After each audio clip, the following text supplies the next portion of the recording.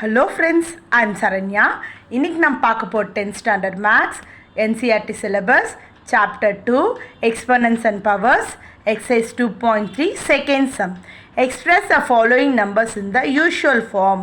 First நம்ம என்ன பண்ணோம், ஸ்டாண்டர்ட் ஃபார்மில் எழுதணும். இப்போ யூஷுவல் ஃபார்மில் எழுதணும்.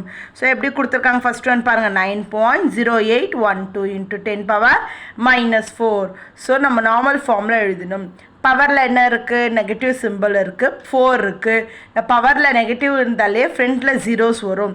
ஸோ இங்கேருந்து நம்ம என்ன பண்ணோம்னா 4 டிஜிட்ஸ் வந்து மூவ் பண்ணோம் பாயிண்டர். ஓகேவா, ஃபார் எக்ஸாம்பிள் 90812ன்னு எழுதிக்கோங்க.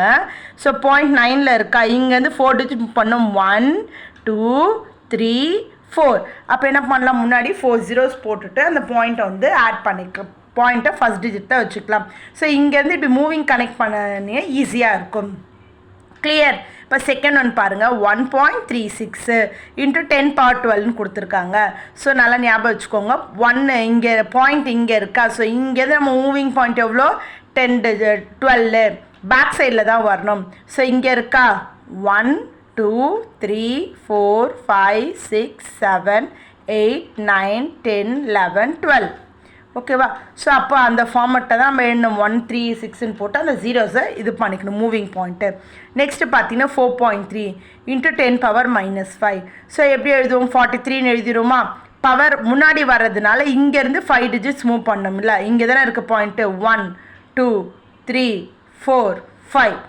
அதுக்கேற்ற மாதிரி நம்ம என்ன பண்ணணும், பாயிண்ட் மூவ் பண்ணுறதுக்கு ஏற்ற மாதிரி ஜீரோஸை போட்டுக்கணும். கிளியர். இப்போ நெக்ஸ்ட் சம் பாருங்கள், 2.1586 இன்ட்டு 10 பவர் -3. பவரில் மைனஸ்னா என்ன, ஃப்ரண்ட்டில் வரும். இங்கே தானே இருக்குது, 2ல் தானே இருக்குது. ஃப்ரண்ட்டில் மூவ் பண்ணால் 1 2 3. புரிஞ்சுதா. Next 8.07 into 10 power 8. பாக் சைஸ் ஜீரோஸ்னால் இப்படி மூவ் பண்ண போகிறோம். இங்கேருந்து 1 2 3 4 5 6 7 8. கிளியர்.